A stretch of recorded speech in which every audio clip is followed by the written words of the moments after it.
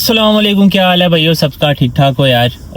काफ़ी अर्सा हो गया, काफ़ी दिन हो गए, काफ़ी दिनों बाद वीडियो अपलोड कर रहा हूँ, मुझे पता है। असल में ये सीन ये था कि यहाँ पे स्नो स्टॉर्म चल रहे थे और रूटीन बड़ी टफ चल रही थी, तो टाइम ही नहीं मिला कि मैं कुछ रिकॉर्ड कर सकूँ, और कुछ रिकॉर्ड किया भी था तो उसे बैठ के एडिट करके कंपाइल करके आप लोगों तक पहुँचा सकूँ। तो लास्ट वीडियो में इमिग्रेशन के बारे में मैंने कुछ बात की थी, तो कुछ लोगों ने मुझे पर्सनली इंस्टाग्राम पे रीच आउट करके कुछ क्वेश्चंस वगैरह पूछे। तो I plan on making some videos जिसमें मैंने ये सोचा है कि मैं आप लोगों को बताऊंगा कि मैंने जो प्रोसेस किया इमिग्रेशन का, उसका प्रोसेस स्टेप बाय स्टेप कैसे हुआ, उस पर कितना टाइम लगा, कितना खर्चा आया, वो सारी चीज़ें उससे रिलेटेड। अगर आपको कोई भी क्वेश्चन है या कोई भी आपकी कन्फ्यूजन है तो आप नीचे कमेंट कर सकते हैं, ताकि मैं उन कमेंट्स में से जाके उनको देख के फिर वो सारी चीज़ें अपनी वीडियो में इंक्लूड कर सकूं।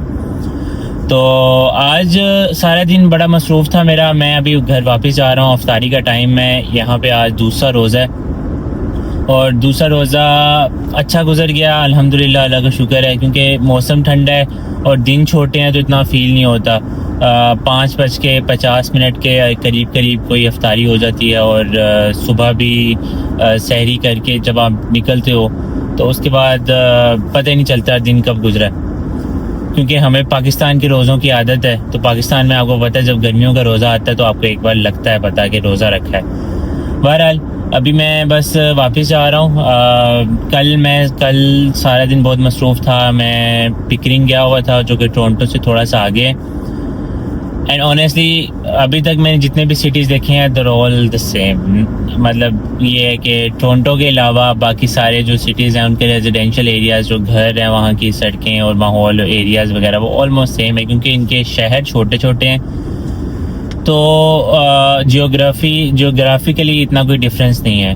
हाँ, अगर आप कोई कंट्री साइड पे जाते हो या फिर कोई तरह हट के पीछे की तरफ जाते हो, शहरों से थोड़ा सा दूर जाते हो, तो वहाँ पे आपको थोड़ा बहुत डिफरेंस फील होता है। लेकिन एक जैसे शहर हैं, साथ साथ जुड़े हुए हैं, तो इतना फील नहीं होता। तो मैं पहली दफ़ा पिकनिक गया था कल, मुझे वहाँ पे कुछ काम था और कोई 50-60 किलोमीटर मिसिसागा से है वो दूर। तो इतनी देर में मैं वहाँ पे पहुँचा हूँ और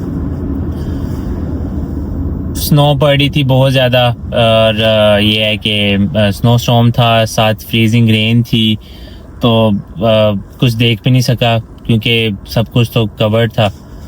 तो बस ऐसा दिन गुजर गया। आज का दिन भी अच्छा था, काम में मसरूफ़ रहा सारा दिन, पता नहीं चला टाइम का। रोज़ा हो गया और अभी मैं वापस जा रहा हूँ, घर जाके अफ्तारी करूँगा इंशाल्लाह, और उसके बाद देखते हैं क्या करना है। तो इमिग्रेशन के बारे में मुझे एक दो भाइयों ने इंस्टाग्राम पे मैसेज किया था। उन्होंने पूछा था कि यार आपने कौन सा प्रोसेस यूज़ किया है, कितना टाइम लगा है। तो उसका ये था कि मैं आपको सरसरी सी डिटेल बता देता हूँ कि जो मैंने जिस बेसिस पे मैं कनाडा आया हूँ उसका जो है वो क्या बेसिस थी, और मेरी डिग्री क्या है वगैरह वगैरह। तो बेसिकली कनाडा का जो है प्रोविंशियल फेडरल लेवल पे जो इनकी एक्सप्रेस एंट्री होती है, जिसमें स्किल्ड वर्कर्स जो हैं, यानी इंजीनियर्स, डॉक्टर्स, नर्सेज, टेक्नीशियंस या इस तरह के कोई भी जो लोग हैं जिनके पास कोई ना कोई स्किल्स हैं, वो इन स्किल्ड वर्कर्स को कनाडा गवर्नमेंट लेवल पे फेडरली इनवाइट करता है to be a permanent resident in Canada. तो उस बेसिस में मैंने अप्लाई किया था। जब मैंने अप्लाई करना था तो बेसिकली मेरे पास एक 3 साल का डिप्लोमा था, जिसे कहते हैं डिप्लोमा इन इंजीनियरिंग, DEA या, और वो मैंने सिविल में किया था। उसके बाद मैंने 4 साल की ग्रेजुएशन की, वो भी सिविल में की, और मेरा उसमें GPA बहुत अच्छा था अल्हम्दुलिल्लाह, 3.94 CGPA ऑल ओवर। और साथ IELTS क्लियर करना पड़ा। जब आप डायरेक्ट परमानेंट रेजिडेंसी के लिए जा रहे होते हो तो आपको मेनली IELTS के बैंड्स ज़्यादा अच्छे चाहिए होते हैं, स्पेशली अगर आप स्किल वर्कर या एक्सप्रेस एंट्री के लिए ट्राई कर रहे हो। तो मेरा ओवरऑल बैंड 8 था या 8.5 था ओवरऑल, ऑल इंक्लूडेड, मतलब एवरेज जो है। और वो 1-2 अटैम्प्ट्स मुझे करनी पड़ी थी, क्योंकि मेरे जो है राइटिंग में 7 ही आ रहा था हर बार, और मुझे उसमें 7.5 चाहिए था मिनिमम शायद। तो मैंने वो 1-2 दफ़ा ट्राई करके वो किया और IELTS हो गया।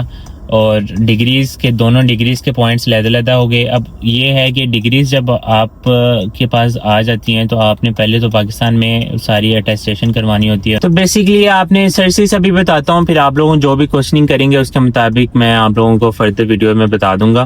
तो फर्स्ट स्टेप ये होता है कि आपने जो है ना अपनी डिग्रीज पाकिस्तान में टेस्ट करवानी है सारी। उसके बाद आपने जो है अपनी डिग्रीज रेलिवेंट कंट्री, जैसे किसी भी हर कंट्री का अपना हिसाब होता है, रेलिवेंट कंट्री के हिसाब से उस कंट्री में आपने डिग्रीज सील्ड एनवेलप फोटोकॉपीज भेजनी होती हैं।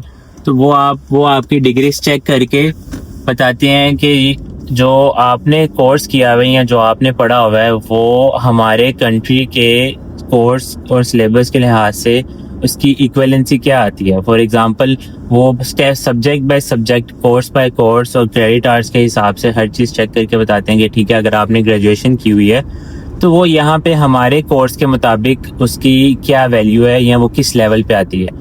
तो वो आपको इक्वलेंसी चेक करके, आपको वेरिफिकेशन करके और आपको ना एक सर्टिफिकेट दे देते हैं, इसे कहते हैं इक्वलेंसी सर्टिफिकेट।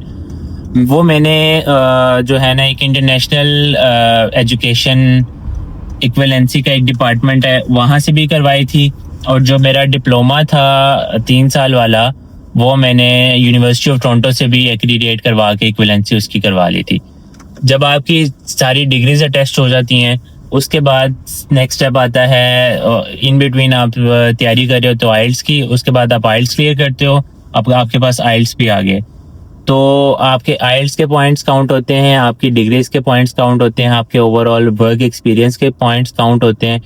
और फिर उसके अलावा पॉइंट्स जो है ना आपके काउंट होते हैं आपकी एज के, वेदर और नॉट यू आर मैरिड और नॉट, या आपका कोई सिबलिंग अगर कनाडा में पहले से है तो उसके भी पॉइंट्स ऐड होते हैं।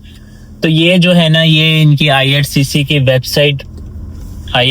वेबसाइट पे अगर आप जाएंगे तो वहाँ पे आपके पास पॉइंट्स की सारी जो डिवीज़न है वो वहाँ पे आ जाएंगे। वो वहाँ पे आपको बता देगा कि अगर आपने आइल्स में इतने बैंड्स लिए हैं तो इतने पॉइंट्स काउंट होते हैं। तो बेसिकली ये जो सारे पॉइंट्स होते हैं ये इन दी एंड ऐड करके ईयरली या एक कई बार ड्रॉज रुक भी जाते हैं, तो जो गवर्नमेंट की तरफ से वो ड्रॉज निकलते हैं और वो फिर वो देखते हैं कि ये जो पॉइंट्स हैं, अगर वो आपके पॉइंट्स उन ड्रॉज की रेंज में आ रहे हैं तो फिर आपको इनविटेशन आ जाता है परमानेंट रेजिडेंसी का। उसके बाद अब इस सारे मामले में आपका इतना खर्चा नहीं होता अगर आप परमानेंट रेजिडेंसी के लिए अप्लाई कर रहे हैं। आपका जो है ना डिग्रीज अटेस्टेशन और लेट से अगर आप फर्स्ट टाइम में आइल्स कर रहे हैं और अगर आप जो इक्वलेंसी है वो एक ही बार भेज रहे हैं डॉक्यूमेंट्स और आपकी ये सारी चीज़ें सीमलेसली हो जाती हैं, किसी भी मसले के बगैर अगर रिपीट नहीं करना पड़ता, तो आई थिंक इस सारे प्रोसेस में आपका कोई 4-5 लाख लग जाएगा। उसमें मेडिकल के पैसे, आइल्स के पैसे और ये सारे मिला के आपके इन सारी चीज़ों पे इतना खर्चा लगेगा।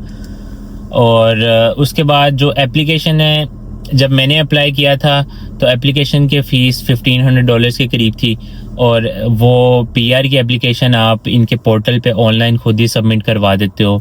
मैंने एक कंसल्टेंट से मशवरा लिया था तो उस कंसल्टेंट ने मुझसे इस सारे प्रोसेस का $16,000 मांगे थे, जो कि मुझे पर्सनली बहुत ज़्यादा लगे थे। तो मैंने कहा कि यार ये मैं खुद ही कर लेता हूँ। प्लस मुझे एक फ़ायदा ये था कि मेरे एक भाई हैं वो यहाँ पे कनाडा में होते हैं, तो उनके पास काफ़ी नॉलेज है इन सारी चीज़ों का, तो मैंने उनके साथ मशवरे के साथ करके एप्लीकेशन खुद ही सबमिट करवा दी थी। एक बार आपकी एप्लीकेशन सबमिट हो जाती है तो वो आपका बैकग्राउंड चेक करते हैं, वो आपकी सारी डिटेल्स चेक करते हैं और उसके बाद आपको इफ़ ऑल गोज़ वेल और वो उस पोर्टल में प्रोग्रेस आप देखते रहते हो और वो जो है ना आपकी इनविटेशन आपको भेज देते हैं पीआर का, और फिर इन बिटवीन आपका वो बैकग्राउंड चेक और आपकी क्वालिफ़िकेशंस और हर चीज़ चेक कर रहे होते हैं। इस सारे प्रोसेस में अगर आपका सब कुछ सही चलता है तो तकरीबन 6 माह लगते हैं। और उसके बाद जो है ना जब इन 6 माह के बाद लेट से इफ ऑल गोज़ वेल आपका मेडिकल भी क्लियर हो गया,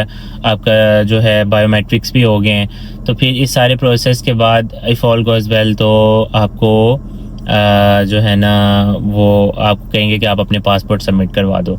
एक बहुत बड़ा मसला जो मोस्टली लोगों को आता है, वो मुझे भी आया था, वो ये है कि आपको बैंक स्टेटमेंट चाहिए होती है और उस बैंक स्टेटमेंट में आपको एक सर्टेन अमाउंट चाहिए होती है, जो आपने शो करनी होती है IRCC को कि I have this much amount और बैंक बैलेंस विच जो आपने IRCC को शो करनी होती है कि I have this much amount in my bank account that I am suppose to be using. तो आप IRCC को बताते हो कि यार मेरे पास इतनी अमाउंट है जो मैं यूज़ करूंगा और कनाडा में आके अपने आप को जो है ना सेटल डाउन करने के लिए या सर्वाइव करने के लिए मैं ये अमाउंट यूज़ कर सकता हूँ। और वो अमाउंट आप IRCC की वेबसाइट पर जाके चेक कर सकते हो। अगर लेट से आप सिर्फ अपने लिए अप्लाई कर रहे हो तो वो डिफरेंट होगी, अगर आपका स्पाउस भी साथ आ रहा है तो उसकी भी अलहदा से होती है। तो इस सारे प्रोसेस के बाद आपकी जो है ना, जब पासपोर्ट सबमिट करवा देते हो तो आपको confirmation of permanent residency COPR और आपके पासपोर्ट पे वीज़ा डायरेक्ट जो है वो आपके मतलब लाहौर में अगर हम हैं तो मैंने जो लाहौर में एक जेरीज जो इमिग्रेशन ऑफिस है कनाडा का, वहाँ से ही मुझे पासपोर्ट पे वीज़ा लग के और confirmation of permanent residency COPR का एक पेपर होता है, वो सारा कुछ कंप्लीट करके आप वहाँ से निकल आते हो और फिर उसके बाद आपने टिकट लेनी होती है और आप खैर से आ जाते हो। तो ये सारा प्रोसेस है। इस सारे प्रोसेस पे एज ए सेट तकरीबन 6 माह लगते हैं। मेरे केस में मुझे तकरीबन 2 साल लगे थे, क्योंकि इसी दौरान जो है मैंने अपना स्पाउस भी ऐड किया था इस प्रोसेस में और एक दो इश्यूज भी मेरे हो गए थे, क्योंकि जो मेरे डॉक्यूमेंट्स थे उसमें एक दो कमियां आ गई थी और फिर उन्होंने फर्दर कुछ डॉक्यूमेंट्स या फर्दर कुछ